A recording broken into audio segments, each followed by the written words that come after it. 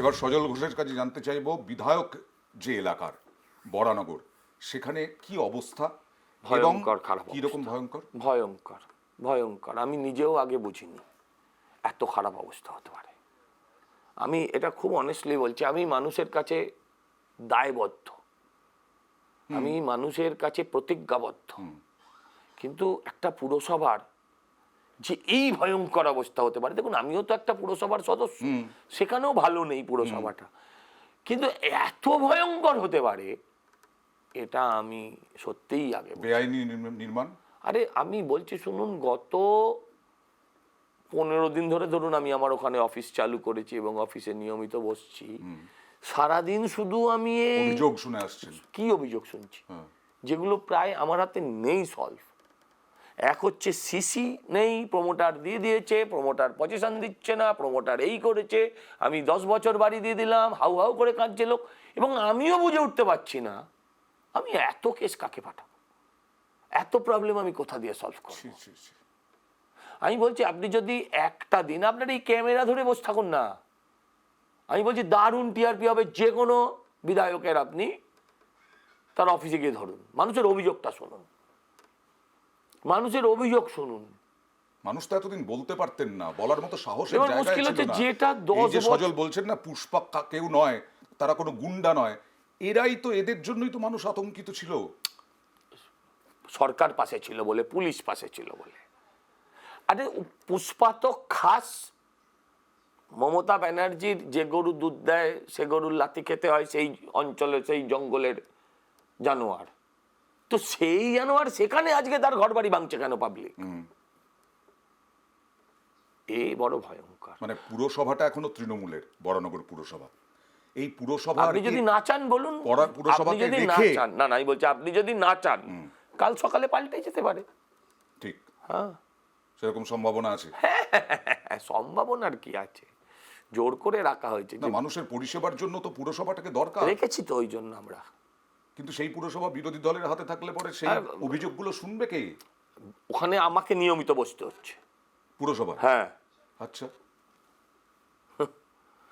ওখানের মিটিং আমি অন্তত আজকে নিলে আমি অন্তত 5টা মিটিং পুরসভায় করেছি বিভিন্নভাবে। 5টা মিটিং। টার্গেট কি বরানগরের জন্য? মানে মানুষ, আমরা করছি ভরসার 1 মাস, এই ভরসাটা রাখতে পারবেন তো মানুষ? এবং টার্গেট কি? রাখতেই হবে। দেখুন আমার ওখানে সমস্যার পাহাড়, আর সত্যি সত্যিই আমি বলছি পাহাড়ের গভীরতা বা উচ্চতা না আমি বুঝতে পারিনি বলে আমি এক্সকিউজ দিচ্ছি না, কিন্তু আমি সম্পূর্ণভাবে দায়বদ্ধ, প্রতিজ্ঞাবদ্ধ। আমি বলেছিলাম, আজও বলছি যে কোনো মিটিংয়ে আমি বলছি, সেটা হচ্ছে আমি যদি আমার বক্তব্য অক্ষরে অক্ষরে পালন না করে উঠতে পারি তাহলে আমি আগামী নির্বাচনে আপনাদের বাড়ির সামনে আসবো না। বিরাট বক্তব্য। হ্যাঁ, এবং সেটা তো সব রেকর্ড হচ্ছে, আমার সোশ্যাল সাইটেই আছে, আর এগুলো সব মানুষ এখন তুলে রেখে দেয়, আর্কাইভ করে রেখে দেয়। আমাকে এটা করতেই হবে। আমার টার্গেট হচ্ছে পানীয় জল। আচ্ছা, ওখানে ধরুন 1,86,000 যদি ভোটার হয় তাহলে ধরে নিতে পারি ওখানে 2 লক্ষ ওপরে মানুষ বসবাস করেন। এবার এই 2 লক্ষ মানুষ এর 80%, 70% মানুষ খায় হচ্ছে বোরিং ওয়াটার। আমি তো ছিলাম বরানগরে প্রায় 6 বছর, আমার সেই কারণে ইন্টারেস্টের জায়গা। এবার বোরিং ওয়াটার, এই বোরিং ওয়াটারটা না আপনি ওর পিউরিটিটা কিছু নেই, আপনি জানেনই না আপনি কি জল খাচ্ছেন। একদম। আপনাকে আমি 24 সালে যখন ভোট লড়তে গেছিলাম ওখানে উপনির্বাচনে, তখন ছিল 30 টাকায় 20 লিটার, এবারে দেখলাম 13 টাকায় নেমেছে। কি কোয়ালিটির জল দিতে পারে 13 টাকায় আপনার বাড়ি পৌঁছে দিয়ে যাচ্ছে, বাড়ি বয়ে দিয়ে যাচ্ছে, এবং সেটা মাটির নিচ থেকে অবৈধভাবে তুলছে জলটা। আমি বলছি, আমি এক এক করে আসছি। প্রথম হচ্ছে জলের কোয়ালিটি আপনি জানেন না। এবার ডেলি যদি 1.5 লক্ষ মানুষের পানীয় জল আপনি মাটি থেকে তুলে নেন, সেই মাটির তো আর কিছু থাকবে না, তার জল তো থাকছে না, মাটি তো শুকিয়ে যাবে, মাটি তো একদিন বসে যাবে। এমনি এখন আর মাঠ সারফেস নেই, এখন সব হচ্ছে কংক্রিট সারফেস হয়ে যাচ্ছে। ফলে যে মাটি যে জল পাবে, বর্ষার জল, বৃষ্টির জল যে পাবে, সে স্কোপও নেই। এই দিকেও জোর দিতে হবে, পানীয় জলে জোর দিতে হবে। আরো সমস্যা রয়েছে 5 না না, বছরের মধ্যে। পানীয় জল ছাড়াও আমি বলছি, ধরুন ওখানে আরেকটা বড় সমস্যা হচ্ছে জমা জল। একদম জমা পাড়ায় জল পাড়ায়, মানে দুপশলা বৃষ্টি, এক কোমর জল। আর ধরুন বৃষ্টিই হয়নি, এই যে সেক্টর 5-এ বসে আছেন না, এই সেক্টর 5-এ আমাদের অফিসের সামনে আরে দুপশলা বৃষ্টি, আরে তাতেই হাঁটু অবধি দাদা, জল। এখানে তো বড় লোক মানুষ আসা যাওয়া করে বেশিরভাগ।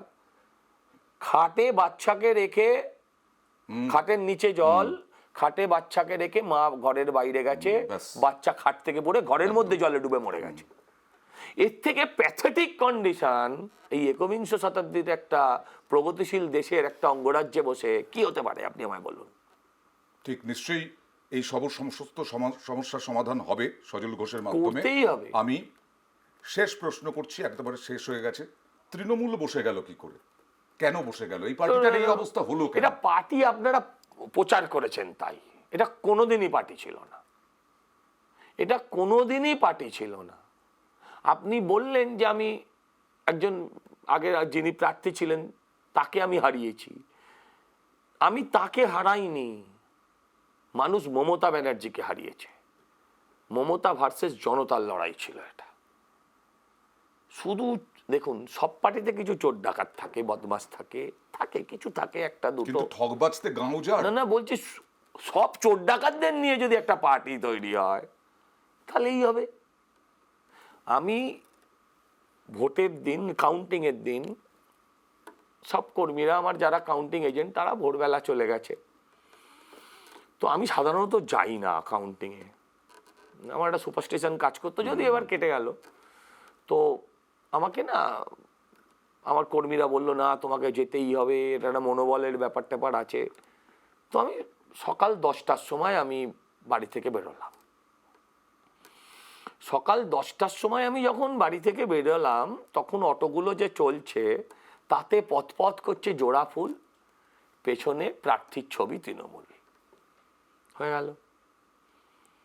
রাত্রে যখন আমি কাউন্টিং করে বাড়ি ফিরছি, দেখছি সব অটোতে পদ্ম ফুল, আর পেছনে, মানে তারাও কতটা অ্যাডভান্স, পেছনে সে আমি তো চশমা পরে ঠ্যাং তুলে রাজার সিংহাসনে, মানে আমার বউ, বাবা, মা, ছেলে কেউও যদি দেখতে পায় কেউ আমায় চিনতে পারবে না। হ্যাঁ, অটোর পেছনে পোস্টারে আমি। এটা কি অতিভক্তি চোরের লক্ষণ? না, এটা একদমই ভক্তি না, এগুলো সব ধান্দা। পুরো রাজনীতিটা যদি ধান্দা হয়ে যায়, রাজনৈতিক লোকেদের ধান্দা করা এক জিনিস, আর ধান্দার জন্য রাজনীতি করাটা এক জিনিস। তৃণমূলে সেটাই হয়েছিল। শেষ করছি ভরসার 1 মাস।